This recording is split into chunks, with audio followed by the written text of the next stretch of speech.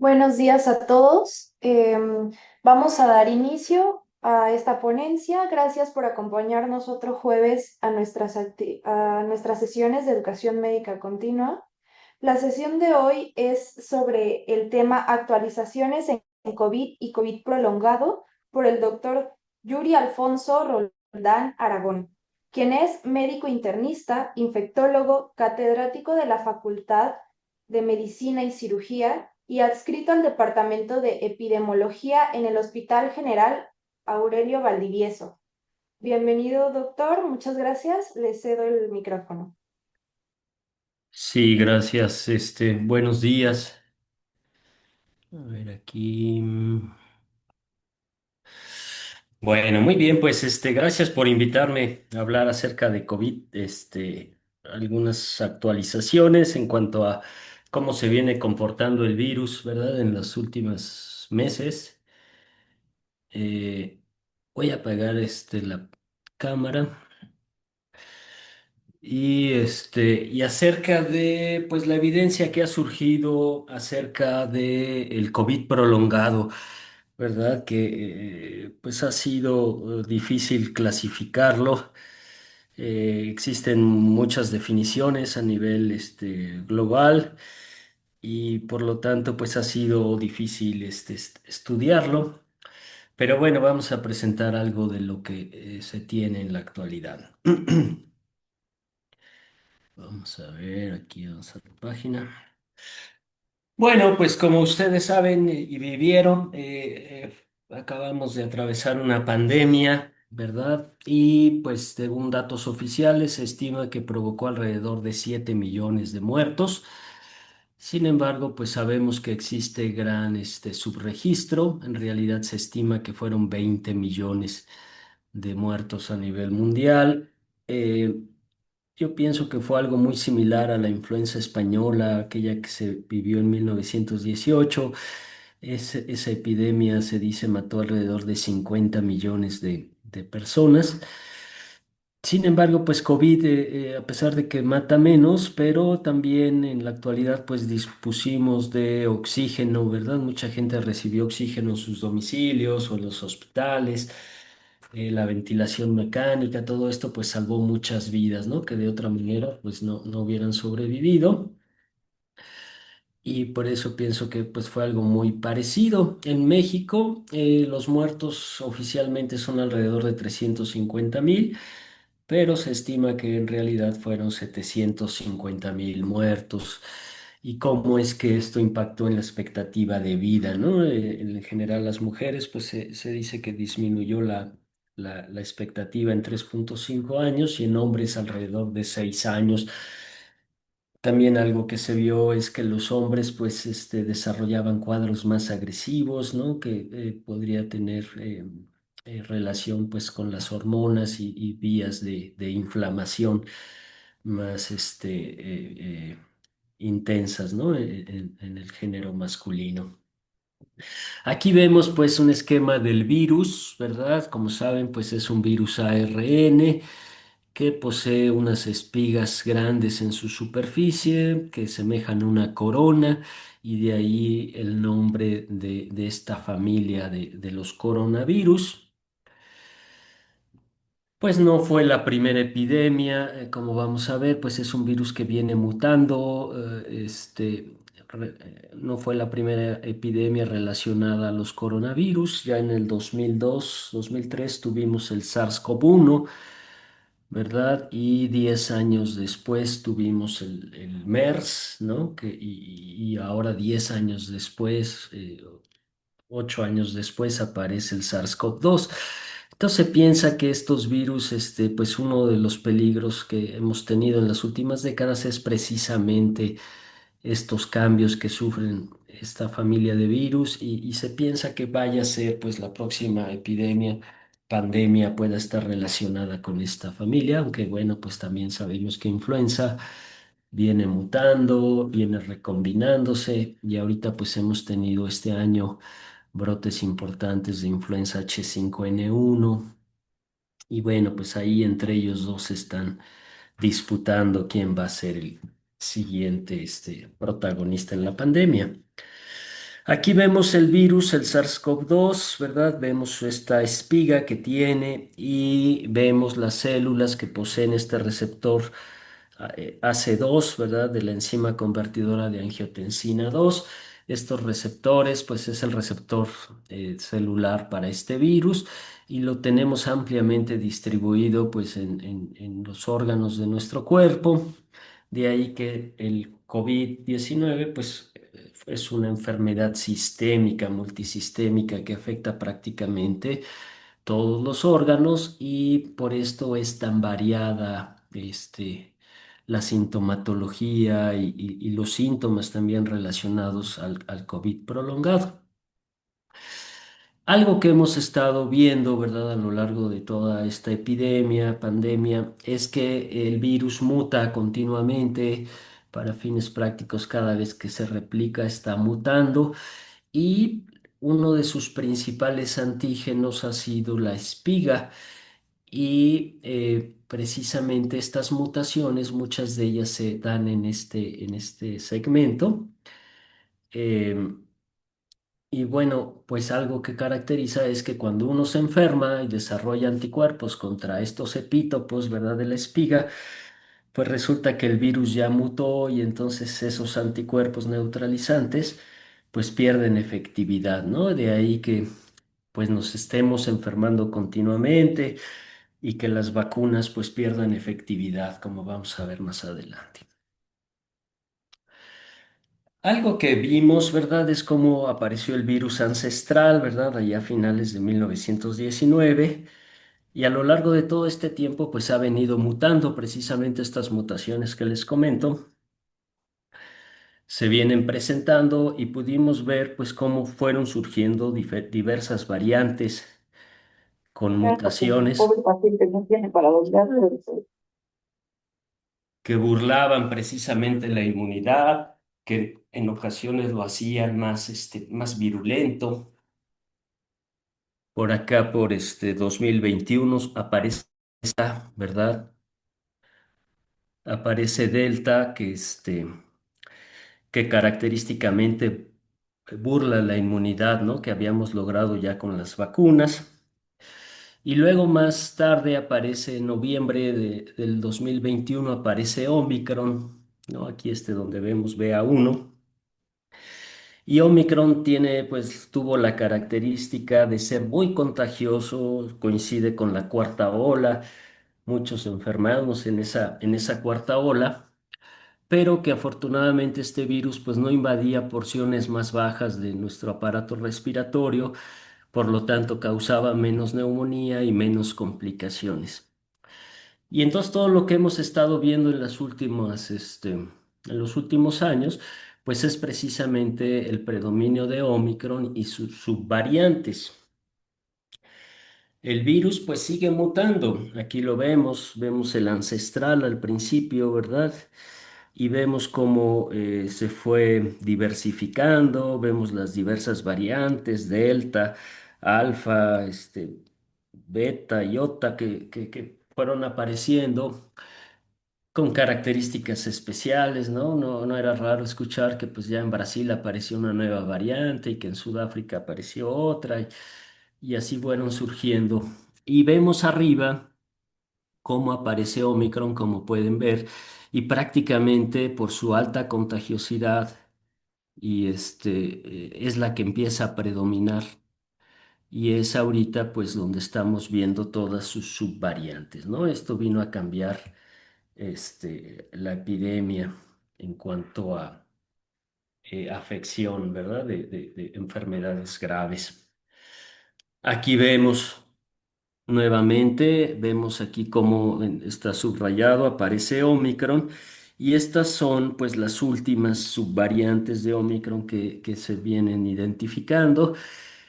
Hay centros que están siguiendo, ¿verdad? Cómo van mutando estas y cómo se van diversificando, de tal manera que en la actualidad, pues la que está predominando es esta LP81, como podemos ver aquí en esta gráfica, como LP81 es la variante predominante en el mundo. Bueno, estas son estadísticas de Norteamérica, de Estados Unidos, pero generalmente son las que unas semanas después pues nos llegan a nosotros y bueno, pues estas son las que actualmente predominan. Si recordamos un poco, pues cómo es la historia natural de la enfermedad, pues vemos que cuando la enfermedad empieza, coincide con una presencia muy alta de carga viral en nariz, en garganta, ¿verdad? Y es precisamente estos primeros 5 días cuando es más contagiosa la enfermedad, precisamente por esta alta carga viral. Eh, y si recordamos, bueno, pues esta multiplicación viral pues empieza a lesionar tejidos, células, tejidos que se liberan citocinas y viene una tormenta de citocinas. Obviamente esto lo veíamos más al principio con las variantes anteriores y entonces esto empieza a desencadenar una tormenta de citocinas y una cascada de inflamación muy intensa que lleva al síndrome de distrés respiratorio. Generalmente esto lo veíamos pues, por ahí del séptimo día, es que empezaba esta respuesta inflamatoria y asociada a la hipoxemia, y ya el paciente pues se deterioraba en los siguientes 4 o 7 días, ¿no? Entonces ver este esquema pues es importante para saber pues cuál es el tratamiento de acuerdo a la fase de la enfermedad en la que uno se encuentre. Si yo estoy en los primeros días donde tengo alta carga viral, pues es el momento para utilizar antivirales, este, que ahorita vamos a hablar de ellos. Y si ya me encuentro en una fase más tardía donde ya se empieza a generar la inflamación y la hipoxemia, pues es el momento para usar inmunomoduladores, ¿verdad? Medicamentos que disminuyan esta inflamación que se va a generar. Entonces, bueno, pues en cuanto a las guías que tenemos de manejo actuales, estas fueron actualizadas en agosto del 2024. Pues vemos cuáles son los medicamentos aceptados. Ustedes pues seguramente lo vivieron, como en un principio pues no teníamos nada y entonces se hablaba de la cloroquina, de la citromicina. Muchos de ellos pues afectaban más, causaban más daño, tenían interacciones muy importantes. Y bueno, pues el cloro, ¿no? No había, Trump recomendaba el hipoclorito y entonces causaban mayor daño que beneficios. Y entonces, bueno, se han visto que hay poblaciones que tienen más riesgo de complicarse, ¿no? Pues los adultos mayores, los diabéticos, pacientes con inmunosupresión, son los que más riesgo tienen a tener complicaciones y entonces las guías nos dicen que si yo capto al paciente en los primeros 5 días principalmente de la enfermedad, cuando hay alta carga viral, pues el uso de algún antiviral puede ser benéfico. Y entonces aquí nos menciona, ¿verdad? Sobre todo en pacientes con alto riesgo de desarrollar complicaciones. Obviamente, pues no se encuentran todavía en la fase inflamatoria, por lo tanto no tienen hipoxemia y la intención es prevenir que progresen a un cuadro más severo, pues se usan estos antivirales como el nirmatrelvir con ritonavir, que lo tenemos disponible. En algún momento la Secretaría de Salud distribuyó este antiviral, que es un inhibidor de proteasa. Su nombre comercial pues es el Paxlovid. Y entonces lo estuvimos usando algún tiempo precisamente en estas poblaciones de alto riesgo de desarrollar enfermedad grave. Tengo entendido que ahorita ya se puede comprar en las farmacias. También el Remdesivir, pues es un antiviral intravenoso que se ha usado en algunos otros lugares. Nosotros no hemos tenido disponibilidad de él en las instituciones. Los anticuerpos monoclonales, ¿verdad? También han sido terapias que se identifica el mejor anticuerpo en cierto momento, con mejor actividad neutralizante, y entonces se elige ese anticuerpo, se sintetiza y se utiliza, ¿verdad? Y el detalle es que, como decíamos, el virus está mutando continuamente y entonces ese anticuerpo, pues llega un momento que ya no tiene su blanco porque ya mutó el virus y pierden efectividad. Y entonces a lo largo de todo este tiempo hemos visto cómo han desfilado varios anticuerpos monoclonales, pero que en promedio duran 6 meses y pierden efectividad. Otros antivirales está el molnupiravir, ¿verdad? Que no tenemos en México, se ha usado en Asia, pero también pues lo contemplan las guías. Y el plasma convaleciente de alta concentración son pues plasmas que contienen gran cantidad de anticuerpos que pudiera ser una otra opción.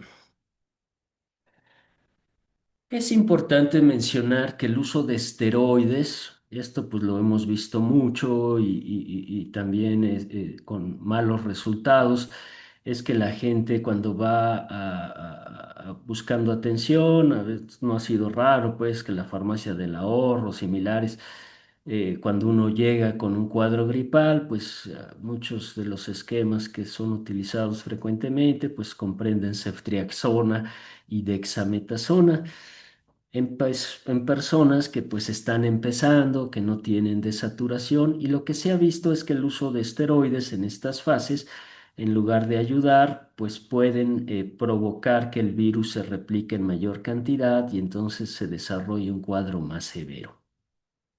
Entonces la guía es muy clara en esta etapa. No se recomienda el uso de glucocorticoides. Pacientes que requieren hospitalización pero que no tienen hipoxemia, pues también se pueden utilizar algunos antivirales, el remdesivir. Al no haber hipoxemia, pues no está indicado el uso de glucocorticoides. ¿En quién sí está indicado el uso de glucocorticoides? Pues en aquellos pacientes que empiezan a desaturar y que desarrollan hipoxemia, ¿no? Y entonces vemos que el uso de dexametasona por 6 días, 6 miligramos por día, por 6 días, pues ha sido el tratamiento accesible prácticamente en todos los países y más utilizado. Si la enfermedad progresa, ¿verdad? Los parámetros respiratorios empeoran, pues se recomienda el uso de tocilizumab, que es un inhibidor de interleucina 6. Entonces ya aquí ya se empieza a trabajar con la inmunomodulación, ¿verdad? Tratar de disminuir la inflamación, estas cascadas inflamatorias. Y también el baricitinib se ha utilizado, es un inhibidor de la enzima JAK1 y JAK2 y también ha dado buenos resultados. Hay publicaciones pues en el New England que demuestran pues la utilidad de estos medicamentos, sobre todo en pacientes que progresan en pacientes que progresan en severidad. Bueno, entonces eso es lo que tenemos hasta el momento. Ya contamos con medicamentos, ¿verdad? Que pueden, pues, prevenir la progresión de la enfermedad y aquellos que se complican, pues también tenemos opciones de tratamiento. Se dice que pues pensamos que el COVID ya no es un problema, que ya no tiene complicaciones. Sí, en gran medida ha disminuido su severidad, por lo que les he comentado de las características de Omicron, pero sobre todo personas que no han enfermado, que ya para estas fechas pues sería raro que alguien no haya padecido esta enfermedad, pero pues sí podemos todavía encontrar gente que no se ha expuesto y que no han sido vacunados, pues todavía puede tener un comportamiento de gravedad. Y entonces algo que ha venido a cobrar también relevancia, pues es el COVID prolongado, ¿no? Cada vez hay más evidencia de que esta entidad existe. Participo en un grupo de investigación en COVID y pues es algo que en los foros comentamos, ¿no? Como en países con altos ingresos, pues esto está muy bien definido, muy bien identificado este padecimiento y tal vez en países con bajos recursos como el nuestro, pues no se manifiesta tanto esta enfermedad. La gente tiene que trabajar, y pues aunque se sienta mal, pues muchas veces se olvida de que tiene este problema, ¿no? Eh, Y entonces vemos que los síndromes posinfecciosos son muy comunes, o sea, no son tan raros como pensamos. En general, pues se han estudiado poco, pero hay muchas enfermedades que se asocian a estos síndromes posinfecciosos. Destaca aquí, vemos en la tabla, pues el COVID-19, el ébola, ¿no? También se ha asociado a un síndrome posinfeccioso prolongado, el dengue, ¿no? Yo creo que también muchos de ustedes han padecido dengue y cómo queda, pues, cansancio, ¿no? Posterior a la enfermedad. El síndrome también pospolio, ¿no? Personas que padecieron polio hace ya muchos años pueden tener una recrudescencia de la debilidad y cansancio muchos años después. El chikungunya, ¿no? También que se asocia a artralgias, a artritis prolongadas. También está bien descrito relacionado a Epstein-Barr, a Coxsackie, herpes zóster y algunas bacterias como Coxelia burnetii y borreliosis. En general, estos síndromes se manifiestan pues con fatiga e intolerancia al ejercicio. Puede haber síntomas que semejan influenza, deterioro neurocognitivo, síntomas reumatológicos, problemas oculares ya muy particulares de algunas de estas enfermedades. Y en COVID, pues también es clásica la anosmia y la ageusia. Y algunas de las hipótesis que explican estos sentimientos es que haya una infección persistente, ¿no? Que haya reservorios del patógeno, como vamos a ver en COVID, que también haya una activación del sistema inmune crónica, ¿no? Al haber una persistencia de antígenos o del mismo virus, pues da un estímulo inmunológico y esto puede también relacionarse al síndrome, autoinmunidad, disbiosis, disfunción del nervio vago. Hay por aquí una teoría que vamos a revisar también, estudios muy interesantes, y activación del sistema de algunas células de nuestro organismo, ¿no? Entonces esto viene a explicar un poco por qué es que se presentan estos síndromes. La Organización Mundial de la Salud la tiene muy bien identificado este padecimiento que puede provocar una afección grave, incapacitante, ¿verdad? Le llaman afección post-COVID-19 o COVID-19 prolongado y que se relaciona con diversos síntomas que aparecen 3 meses después, que se persisten 3 meses después de haber tenido la enfermedad aguda y que duran por lo menos 2 años. Ahorita vamos a ver cómo este padecimiento, pues se ha visto que lleva 2, 3 años, ¿no? Hay publicaciones que hay personas que tienen 3 años padeciéndolo. Este padecimiento puede afectar la capacidad para realizar actividades cotidianas como trabajar o realizar labores domésticas. Los síntomas en general tienden a disminuir con el tiempo. En general, después de 4 a 9 meses, mejoran. Sin embargo, pues algunas estimaciones en 2022 indican que alrededor del 15% de las personas continúan presentando después de un año de haber padecido la enfermedad.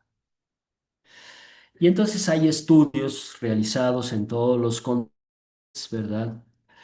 En los que tratan de detallar mejor este padecimiento. En general se dice que no es fácil estimar la carga real de este padecimiento. Se ha visto que aun cuando una persona tenga un COVID leve, con pocas manifestaciones clínicas, puede desarrollar este COVID prolongado y entonces habrá personas que pues, tuvieron pocos síntomas, nunca se hicieron la prueba, pero desarrollan el síndrome y pues no se logra identificar muy bien quién lo tiene y quién no lo tiene.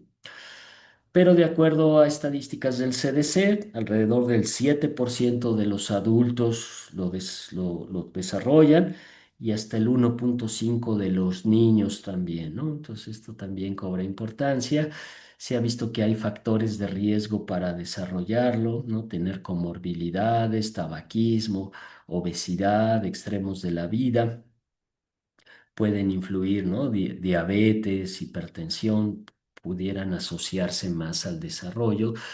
Y como vamos a ver, pues también la gravedad del padecimiento, ¿no? Agudo y otros factores como si recibía antivirales. Suena lógico, si yo recibo un antiviral o alguna terapia antiviral, pues la cantidad de virus será menor y entonces los reservorios pudieran ser menores.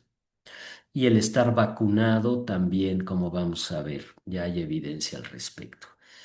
Se han identificado más de 60 signos y síntomas, tanto físicos como psicológicos. De los más prevalentes, pues es la debilidad en el 40%, fatiga 30%, problemas de concentración, este, problemas para hablar, ¿no? Para el lenguaje. Y también, pues otro síntoma común, pues es la disnea, ¿no? La falta, sensación de falta de aire. Como les comentaba, pues es más frecuente en países de altos ingresos. Sin embargo, se ha visto que el impacto es mayor en países pobres y afecta pues la función y la calidad de vida. Y entonces algunas estimaciones pues hablan de que hay alrededor de 400 millones de personas padeciendo este síndrome en el mundo. Lo han clasificado en cuatro subtipos principales, cuando hay afección principalmente cardiopulmonar, ¿no? Y los síntomas que lo acompañan, como disnea, taquicardia, sensación de opresión en el pecho. Los neurológicos, como esta neblina cerebral, ¿verdad? Del brain fog, ¿no? Que tiene la persona dificultad para concentrarse, para hablar. El otro subtipo es el de oído, nariz y garganta. Puede afectarse el olfato, el gusto, disminución en la audición. Y el otro que es fatiga, problemas del sueño, ansiedad, ¿no? Y aquí vemos a la derecha, pues cómo vemos abajo, ¿verdad? Si pueden ver de los cuadritos, pues los diferentes subtipos, ¿verdad? Y también pueden haber combinaciones de estos subtipos, ¿no? De afección. Y entonces vemos cómo esto afecta pues a la vida cotidiana, como el mantener amistades, por ejemplo, dependiendo del subtipo que yo haya desarrollado, se puede identificar una mayor relación, como por ejemplo aquí vemos caminar una larga distancia, pues eso es más frecuente, hasta un 10%, 10 veces más riesgo, perdón, no 10%, 10 veces más riesgo en una afección cardiopulmonar. Suena lógico, ¿no? Y esto obviamente mientras más subtipos padezca uno, pues más problemas para cumplir con estas funciones físicas y psicológicas mentales. Y entonces aquí vemos lo que les comentaba. Esto pues también se ha visto que era más frecuente con las variantes ancestrales o las variantes iniciales, daban cuadros más severos. Tal vez había también menos anticuerpos, una inmunidad más deficiente, por lo tanto había mayor replicación viral y afección de infecciones más sistémicas. Y entonces vean cómo también la razón de momios pues era mayor si yo tenía una infección por virus ancestral o con alfa o con delta, ¿no? En descenso. Y vean cómo Omicron, pues a pesar de que ya no es una enfermedad tan sistémica, pues sigue aumentando el riesgo de padecer estos subtipos, ¿no? de presentación. También el número de infecciones es relevante, pues ahorita otra vez empezamos a tener algunos casos y yo recuerdo cómo pues al principio que no teníamos mucha información, pues había temor, ¿no? De que la gente iba a acabar mal psicológicamente, con deterioros cognitivos y mientras más infecciones se van presentando, que esto pudiera ser peor. Y pues sí, de alguna manera sí el tener infecciones repetidas aumenta el riesgo de desarrollar estos subtipos, ¿no? Diversos. También el haber tenido una enfermedad más grave, si haber estado hospitalizado o no, pues aumenta el riesgo. Vean cómo, pues, para el subtipo cardiopulmonar, mucha gente quedó muy afectada, ¿no? De sus pulmones, aquellos que requirieron hospitalización, que estuvieron en ventilación mecánica, pues pueden haber quedado con fibrosis o con problemas más crónicos. Y vean también la vacunación, ¿no? Aquellos que no se vacunan, tienen más riesgo de desarrollar estos subtipos. Si uno tiene el esquema completo en azul, pues tiene menos riesgo, aunque no se evita del todo. Y el tener un booster, pues también disminuye el riesgo, ¿no? Entonces aquí esto viene a apoyar nuevamente la importancia de estar vacunados, ¿no? Existe una gran campaña de antivacunas, todavía hasta la fecha, de que aconsejan no vacunarse. Las vacunas han demostrado ser seguras. Sí hubo algunos problemas con algunas de ellas. AstraZeneca, por ejemplo, pues se asoció a trombosis, pero también cuando se observa, se ve cuántas muertes se evitaron por esas vacunas, o sea, se ve que el beneficio, a pesar de esos efectos adversos, pues era mucho mayor al no vacunarse, ¿no? Entonces, bueno, ¿qué provoca el COVID prolongado? Aquí vemos un esquemita, ¿verdad? La persona se infecta de COVID, es una infección que se va a diversos órganos, lo veíamos más con las variantes previas, que puede afectar pulmones, sistema nervioso central, ¿no? Se decía que esta pérdida del olfato pues tenía que ver con la entrada del virus al par, ¿verdad? De la olfacción, intestinos, glándulas endocrinas, músculo, hígado. Y entonces el mismo virus por sí solo puede causar lesiones a los tejidos, y lo que se ha visto es que puede haber presencia de antígeno de manera persistente y crónica, y esto va a generar pues una disregulación en el sistema inmune, en las respuestas inmunes. Se ha identificado claramente que existe toxicidad mitocondrial, ¿no? Nuestra fábrica de energía pues puede verse afectada, alteraciones de la glucosa, del metabolismo, disbiosis intestinal, que puede también traducirse en mayor inflamación, y desde luego también la coagulación, un estado de hipercoagulabilidad.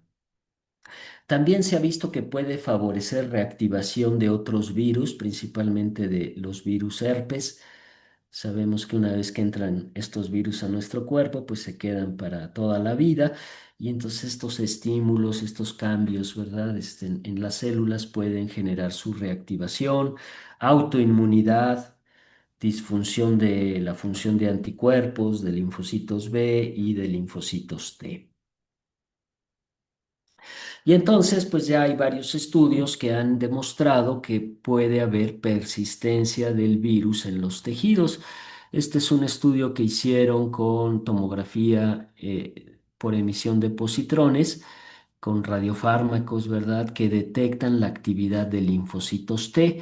Y en este estudio los comparan con personas antes de la pandemia, ¿no? Y entonces vean cómo aquí el radiofármaco pues detecta pues mayor concentración en tejido linfoide y en algunos órganos. Y entonces vieron que se captaba más a nivel de tallo cerebral, médula ósea, ganglios, pared intestinal. Y entonces estos investigadores fueron a tomar biopsias de intestino, justo ahí donde se marcaba más la actividad de estos linfocitos, en personas sobre todo que vienen quejándose de COVID prolongado, y entonces toman biopsias y hacen hibridaciones in situ, ¿verdad? Y detectan antígenos de espiga en los pacientes que estudian, ¿no? Y también una concentración mayor de monocitos alrededor de estas, que generan pues inflamación.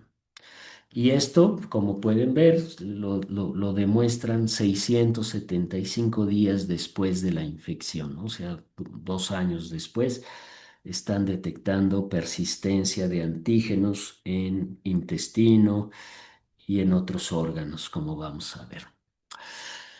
También lo buscan en plasma, este es otro estudio, ¿verdad? Detectan antígenos de la espiga, S1 y nucleocápside 14 meses después de la infección, y en este caso estudiaron pacientes que no habían recibido vacunas y los comparan con muestras de suero prepandémicas. Y entonces lo que ellos observan es que siguen detectando estos antígenos a lo largo del tiempo, pero que la tendencia pues es a la disminución, ¿no?, de estos. El 10% de 660 muestras fueron positivas en 42 pacientes, los van siguiendo en el tiempo, y vieron también que aquellos que habían tenido una enfermedad más grave tenían mayor persistencia, ¿no?, de estos antígenos.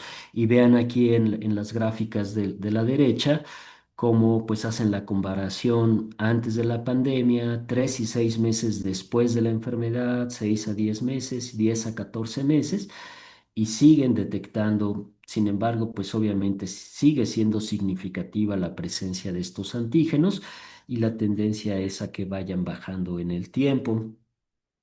Y también estudian a poblaciones con mayor sintomatología neurológica, cardiopulmonar, como pueden ver en la gráfica de abajo, y pues en estas poblaciones que tienen esas molestias de COVID prolongado, pues es más frecuente detectar los antígenos, ¿no?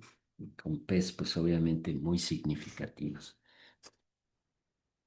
También se ha demostrado que provoca disfunción mitocondrial, ¿verdad? Las mitocondrias pues tienen un rol importante en la producción de energía, en vías metabólicas y de señalización.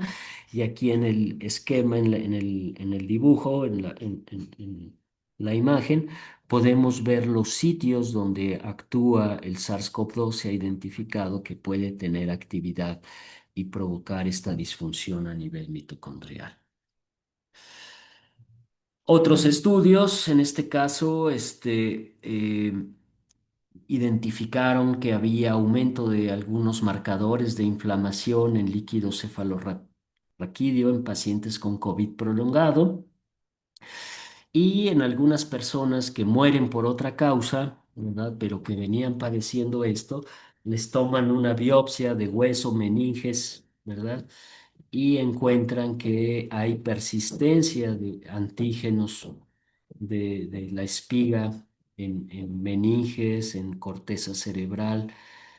Y cuando experimentan con ratones, también lo que han demostrado es que hay aumento de la inflamación local, y que inclusive los ratones se ponen ansiosos y tienen comportamientos erráticos, y ellos lo atribuyen pues a la persistencia de estos antígenos.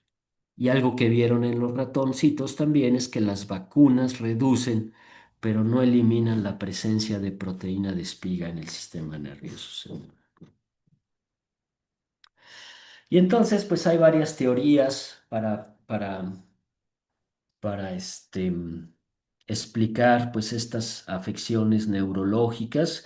Se han identificado la hipótesis de por lo menos 6 mecanismos involucrados, y pues uno de los principales pues es la neuroinflamación, ¿no? Como vemos en los esquemitas, pues llega el virus a nuestro cuerpo, y esto va a provocar un aumento de citocinas circulantes, de quimiosinas, con una reactividad de la microglia, y todo esto pues va a provocar cambios, ¿no?, en las células cerebrales, y todo esto va a llevar a una disfunción de los circuitos neuronales y deterioro cognitivo, ¿no? No sé cuál haya sido su experiencia, pero pues yo todavía tengo dudas, ¿no?, qué tanto pudo haber afectado. Pero sí, yo recuerdo cuando me dio COVID, pues sí, varios días después, pues no podía concentrarme, no evocaba bien las palabras, ¿no? Entonces, como que fue algo también muy común, y en general, pues a remitir en teoría con el tiempo, pero si nos seguimos infectando, pues qué tanto esto puede contribuir a que siga este fenómeno, ¿no? Y entonces también acá vemos los cuadritos abajo, la autoinmunidad puede jugar un papel importante, la neuroinvasión propia del virus al sistema nervioso central, la reactivación de virus latentes, principalmente Epstein-Barr virus. También existe un estado de hipercoagulabilidad que también pudiera causar eventos cerebrales, ¿no? Vasculares. Este, y desde luego, también aquellos que tuvieron enfermedad grave, que tuvieron hipoxemia, alteraciones metabólicas, pues también eso puede contribuir a la persistencia de algunos síntomas. Y entonces en estudios ya hay metaanálisis y estudios con poblaciones con muestras grandes. Entonces ellos ven que más del 70% padecía por lo menos un síntoma 2 meses después de haber enfermado. El 78% se demostró también deterioro en la función cognitiva 3 meses post-infección. Dentro de las más relevantes, pues la coordinación psicomotora, la funcionalidad de ejecución, la atención y procesamiento de la información, alteraciones de la memoria y memoria verbal, ¿no? Algo también interesante es que puede provocar disfunción del nervio vago por una producción menor de serotonina. Ellos han estudiado los niveles de serotonina en los pacientes que tienen COVID prolongado y ha sido uno de las sustancias más disminuidas, más frecuentemente afectadas en esta población.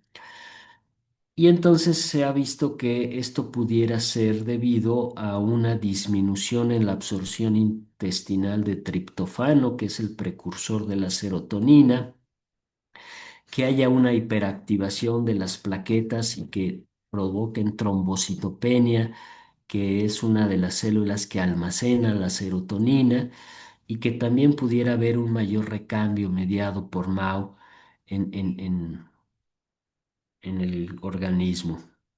Y esto conlleva a una reducción periférica de la serotonina que impide la actividad del nervio vago, provoca disfunción a nivel del hipocampo y pudiera afectar también de esta manera la memoria. Ya no les presento más información.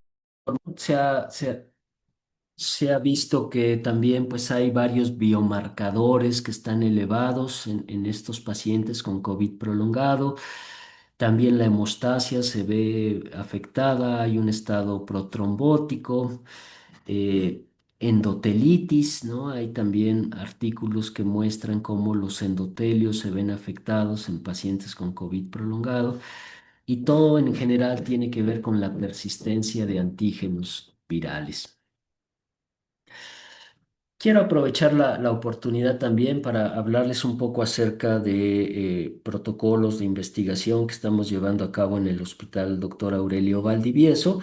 Hemos estado trabajando con COVID, tenemos un equipo de médicos, químicos, administrativos que nos ayudan, nos apoyan para poder llevar a cabo estos estudios. Son estudios multicéntricos, multinacionales en general, que pues sería muy difícil que el comité de ética y de investigación de cada hospital pues coincidieran en las mismas observaciones. Por lo tanto, en general se designa un comité, generalmente es el comité de nutrición o del INER, y nuestros comités locales pues se apegan a las resoluciones de estos comités centrales. Y entonces esto nos permite pues obtener aprobaciones pues rápidas de estos protocolos que todos tienen registro ante COFEPRIS. Tenemos también, se debe contar con el Registro Nacional de Conbioética y se tiene también que obtener esta garantía federal para la protección de seres humanos que otorga el gobierno de Estados Unidos. y que nos permite recibir fondos y recursos de los institutos nacionales de Estados Unidos. Y entonces, pues hemos llevado a cabo varios estudios. Ahorita acabamos de terminar uno de vacunas, ¿no? Fueron estudios que se hicieron en varios países, en Mali y en otros países para ver cuál era la efectividad de las vacunas. México participó con 600 participantes. Nosotros en el hospital, pues incluimos 83 que fuimos siguiendo a lo largo de los años, si se recibían refuerzos, si se iba evaluando la inmunidad, si estas personas se enfermaban, los muestreábamos para ver qué virus era el que estaba burlando la inmunidad y ya tenemos algunos resultados. México pues fue importante porque utilizamos muchas vacunas y bueno, al final el estudio demostró que las mejores vacunas son las de ARN mensajero, ¿no? Algo que tal vez pues ya se esperaba, sin embargo todas las vacunas fueron efectivas. Estas vacunas de ARN mensajero pues se vienen actualizando y entonces es algo que les da ventaja sobre las otras vacunas que se hicieron con los virus ancestrales. Pero uno también de los estudios que estamos llevando es este estudio multicéntrico internacional, aleatorizado, doble ciego, controlado con placebo de la seguridad y eficacia de los anticuerpos anticovid, la de la inmunoglobulina hiperinmune intravenosa anticovid, anticoronavirus en el tratamiento de adultos ambulatorios en etapas tempranas de COVID-19. Entonces también pues cobra relevancia esto que estamos hablando de COVID-19 y la posibilidad de tener este tipo de terapias, ya que pues atacaríamos al virus y pudiéramos impactar en los reservorios, ¿no? del organismo. Son estudios que se están llevando a cabo, ahorita somos como 59 centros que están participando. Y aquí son algunos países que están también participando: Argentina, Australia, Dinamarca, Grecia, India, en todos los continentes prácticamente, y el mayor número de ellos pues están en Estados Unidos. Y entonces pues quisiera hablarles un poco en qué consisten estas terapias, ¿verdad? De inmunoterapia pasiva. Eh, Como saben, pues cuando una persona se enferma, pues va a desarrollar anticuerpos, en este caso contra COVID, y entonces esa persona podría donar su plasma, ¿no? Como plasma convaleciente, lleva los anticuerpos y administrarle al enfermo en la fase aguda de la enfermedad, lo que pudiera neutralizar al virus y pues ayudarle al paciente. Como también les comentaba al principio, pues también otro mecanismo es mediante anticuerpos monoclonales, ¿no? Donde se elige el mejor anticuerpo en ese momento y ese es el que se produce para administrarle al paciente y neutralizar al virus, ¿no? Pero como les comentaba, pues el virus está mutando continuamente y esos anticuerpos pues pierden efectividad. En promedio se ha dicho que pues la efectividad dura alrededor de 6 meses. Y al centro vemos lo que es la inmunoglobulina hiperinmune. En este caso, pues son todos los anticuerpos que tienen actividad contra COVID, son los que se aíslan o se separan y esos son los que se administran. Por lo tanto, si el virus muta, pues a lo mejor algunos podrían perder efectividad, pero otros siguen teniendo efecto. Este tipo de terapias, pues no son terapias nuevas, las usamos, ¿no? Prácticamente de manera cotidiana, como la inmunoglobulina antirrábica, antitetánica, para la isoinmunización materno-fetal. La técnica con la que se obtiene, pues es la misma, lo hace el mismo laboratorio que está interesado en investigar este COVID. Estos estudios, pues, nos coordina, ¿verdad? Nosotros pertenecemos a una red nacional de investigación en enfermedades infecciosas, conocido como la red, y pues tenemos patrocinio de los Institutos Nacionales de Estados Unidos, de NIAID, y ellos son los que, pues, dan los recursos para poder llevar a cabo estos estudios. Y pues uno puede pensar, bueno, pero pues ya el COVID no se complica, pues ya no tiene utilidad este tipo de terapias. Sin embargo, pues existe gran interés porque pues se avanza en la ciencia y se han identificado algunos anticuerpos como este que les presento, que trabajan o ejercen su efecto en epítopos que se conservan en la espiga, ¿no? Como dice, está en el tallo de la espiga, que ese antígeno no cambia y entonces se puede identificar este anticuerpo y no pierde efectividad. Como vemos acá en la tabla de la derecha, el sotrovimab, que fue un anticuerpo monoclonal que se utilizó algún tiempo, pues vean cómo conforme fueron cambiando las variantes, pues perdieron efectividad. Pero este anticuerpo sigue teniendo efectividad contra todas las variantes debido a que este antígeno pues no cambia, ¿no? Entonces, pues en eso se está trabajando. ¿Cómo se produce esta inmunoglobulina hiperinmune? Pues como les comentaba, se eligen personas que tienen una respuesta robusta en la producción de anticuerpos y donan estos anticuerpos mediante plasmaféresis y se hace un concentrado de estos anticuerpos anti-COVID, ¿verdad? Se purifican, son terapias seguras, ya existe gran experiencia en su uso y ya se obtiene el producto final, que es el que se le va a aplicar al paciente. ¿En quién se va a administrar? Pues principalmente en personas con alto riesgo de complicarse. Aquí vemos en la parte superior izquierda, pues cómo los anticuerpos monoclonales sí trabajan muy bien al principio, pero el virus cambia y entonces ya no pierden su sitio blanco y cuando usamos inmunoglobulina hiperinmune, a lo mejor pierde efectividad alguno, pero otros siguen teniendo efectividad sobre ellos. Y entonces parte del estudio también es ver, pues, hacer el seguimiento de los virus a lo largo del tiempo, qué mutaciones se están presentando y si estos anticuerpos, pues, siguen siendo efectivos. Y entonces a lo largo del estudio, que ya llevamos como 2 años y medio trabajando en él, pues vemos cómo los virus han venido cambiando y las inmunoglobulinas que hemos estado utilizando pues pierden efectividad, de tal manera que ya llevamos y se tiene que actualizar estos anticuerpos y ya llevamos 3 actualizaciones. Como pueden ver aquí en esta tablita, pues la que estamos utilizando en este momento tiene buena actividad contra las variantes que están actualmente circulando, ¿no? Como LP81 sigue siendo muy efectivo, ¿no? Entonces, pues eso también es importante que lo que se está administrando, pues tiene efectividad, ¿no? Y entonces, bueno, pues invitarlos a que participen, sí, sobre todo aquellas personas que tienen este riesgo de tener complicaciones. En general, pues son aquellos adultos mayores de 55 años de edad.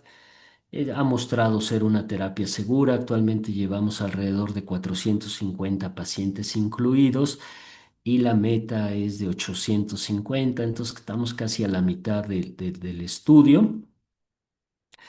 Y bueno, pues ¿quiénes son candidatos a participar? Pues adultos mayores de 55 años o personas mayores de 18 con algún tipo de inmunocompromiso, cáncer, VIH, diabetes. Nosotros aquí en Oaxaca pues no tenemos tanta población tan de alto riesgo como lo tiene nutrición, por ejemplo, ¿no? Nutrición pues ve trasplantados o ve pacientes con inmunocompromiso severo y entonces ellos pues van muy adelantados con las inclusiones. El haber tenido o tener COVID, ¿verdad? En los primeros 5 días de la enfermedad y pues estar sintomático, ¿no? Entonces, cualquiera, como ya comentamos, son estudios aleatorizados.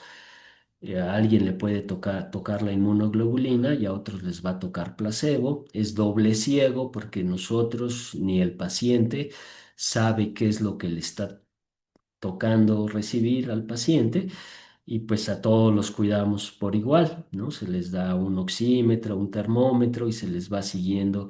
Les hablamos por teléfono prácticamente todos los días y tienen visitas para toma de muestras, ver la carga viral que están manejando y el seguimiento es por 28 días. Tiene un seguro de gastos médicos. Si el paciente acude a su seguimiento, pues se le pagan los viáticos para que pueda asistir, de tal manera que cumple con todas las recomendaciones en investigación, de humanos, ¿no? Y autorización por COFEPRIS. Y pues este es el grupo, ¿no? Que conformamos en el hospital y que estamos trabajando en estos estudios. Estamos ahorita también trabajando en un estudio para dengue, ¿no? Estamos proponiendo Oaxaca y Tapachula, a este grupo multinacional, un estudio con el uso de glucocorticoides en dengue y pues también está en puerta. Si todo va bien, pues lo estaríamos iniciando como a principios del año que entra. Pues no sé si tengan alguna pregunta, algún comentario.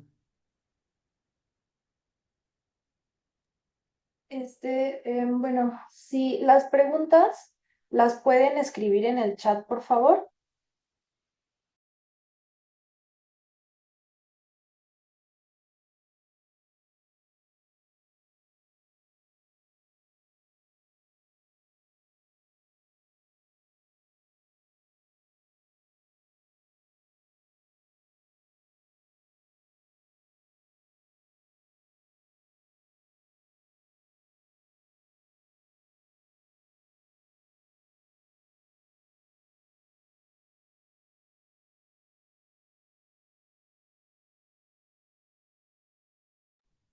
En cuanto a los tratamientos, pues también se han estado haciendo grupos pues para tratar el COVID prolongado, han intentado hacer plasmaféresis, por ejemplo, no han tenido buenos resultados, están usando algunos antivirales también para tratar de impactar en la presencia de antígenos y de virus, pero nada ha mostrado ser útil hasta el momento. Y pues básicamente es tratar los síntomas, ¿no? Se dice que es una enfermedad que debe tratarse de manera, multidisciplinaria y la rehabilitación podría funcionar, pero pues realmente no hay, nada hasta el momento.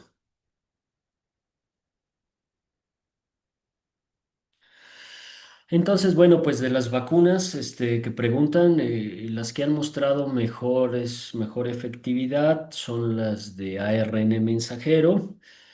Es es una plataforma pues muy novedosa, ¿verdad? Que se empezó a utilizar de manera masiva ahora durante la pandemia y que consiste en aplicar una porción de ARN del virus, ¿verdad? Y aíslan el material genético que sintetiza la espiga, ¿no? Y entonces nos aplican en una burbuja lipídica viene contenido ese ARN que entra a nuestras células y pone a trabajar a nuestras células para que produzcan exclusivamente la espiga y la expone en la superficie y ya nuestro sistema inmune los reconoce y produce los anticuerpos. Entonces, bueno, pues nos tocó recibir por parte del gobierno ese material genético del virus ancestral, pero a lo largo del tiempo, pues ya hay vacunas bivalentes actualizadas que además del virus ancestral, también introducen ARN de Omicron, ¿no? De algunas variantes. Creo que ahorita ya llevamos dos actualizaciones y entonces se va a producir la espiga de Omicron y del ancestral y eso va a mejorar la respuesta inmune para las variantes actuales. Entonces, pues sí, son de las vacunas que mejores resultados han dado, ¿no? Ya hay muchos estudios que han demostrado que son las mejores, son seguras y pues son las que se recomiendan. Cefalea en trueno en COVID, pues la verdad no lo he escuchado. No lo he escuchado, no, tampoco lo encontré ahora que se hizo la revisión, que haya cefalea en trueno.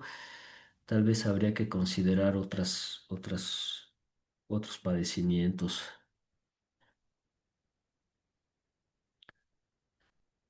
Bueno, los niños menores de 5 años, ya está recomendado se vacunen. No lo tengo muy fresco ahorita, pero ya los niños, de mayores de 6 meses, si no me equivoco, tal vez la doctora Nancy nos pueda apoyar.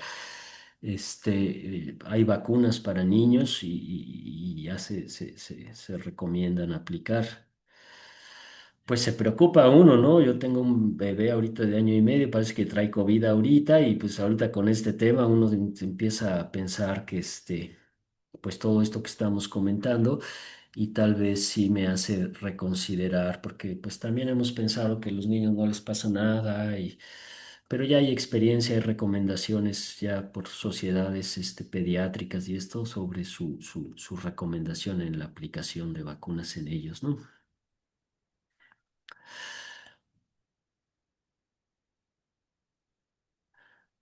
Sí, lo que comentábamos con las mutaciones que se van presentando, pues por eso se actualizan las vacunas. Pues obviamente el gobierno ahorita no las está, surtiendo, pero en medios particulares sí se pueden encontrar estas vacunas actualizadas con Omicron. ¿Qué más a ver por acá? Sí, ahorita hay COVID, también aquí un compañero tiene COVID. Entonces, lo que comentábamos, los criterios de inclusión al estudio, pues es tener más de 55 años o más de 18 con alguna enfermedad debilitante que te ponga en riesgo de tener complicaciones y entonces podría uno participar. Es posible que una embarazada que cursó con COVID posteriormente a los 2 meses desencadenó diabetes gestacional. Posteriormente, sus niveles de glucosa normales, 14 meses después, elevación de glucosa. Es posible que COVID no lo haya hecho, pues habría que ver, ¿no? No creo que tenga mucha relación. Sí se ha visto que las tasas de diabetes, de hipertensión se han incrementado después de la pandemia, pero pues seguramente existen otros riesgos para desarrollar esta diabetes gestacional.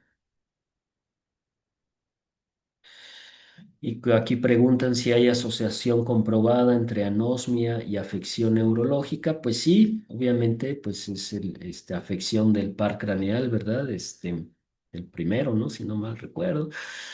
Y bueno, pues algo que se comentaba es que hay una invasión del virus, ¿no? A las terminaciones nerviosas cuando empezábamos con los cuadros y afectaba las terminaciones nerviosas y de ahí se venía la anosmia, lo que explicaba la anosmia. Entonces sí, tiene que ver con una afección neurológica.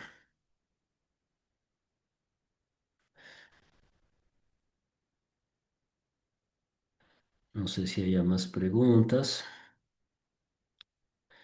Entre más se esté exponiendo al COVID, una persona más daño neurológico tendrá en el futuro, como demencia, pues es lo que exponíamos. Mientras más infecciones tengamos, pues más riesgo existe de desarrollar este COVID prolongado, aunque como vimos también las variantes de Omicron pues son menos, se asocian menos a este post-COVID o COVID prolongado, pero pues sí, es algo que no sabemos qué tanto en el futuro pueda estas infecciones repetidas puedan repercutir en el desarrollo de demencia u otras afecciones. El oseltamivir no es benéfico en COVID, ¿verdad? Sabemos que no es un antiviral, un inhibidor de neuraminidasa que se usa para tratar influenza. Ahorita hay influenza, también tenemos casos, pero para COVID no tiene ninguna utilidad.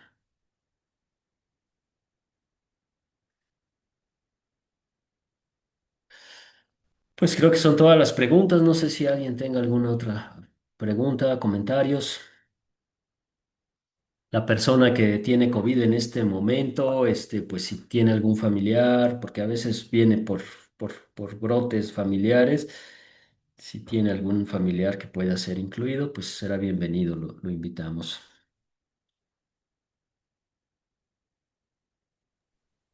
Pues bueno, doctor, parece que eso es todo. Esas son todas las preguntas. Entonces, vamos concluyendo con la sesión. Le agradecemos su presencia a nombre de la doctora Marta Silvia Martínez Luna, directora de la Facultad de Medicina y Cirugía de la UAPJO, y de la doctora Nancy Patricia Hernández Enríquez, encargada de la coordinación de educación médica continua, que ahorita no pudo estar en la sesión porque salió, pero ahí está luego al pendiente en el chat. Pero pues muchas gracias, fue una ponencia muy interesante y esperamos que pueda participar más adelante con nosotros en otras ponencias. Gracias y pues saludos a todos. Un gusto. Gracias, doctor. Hasta luego.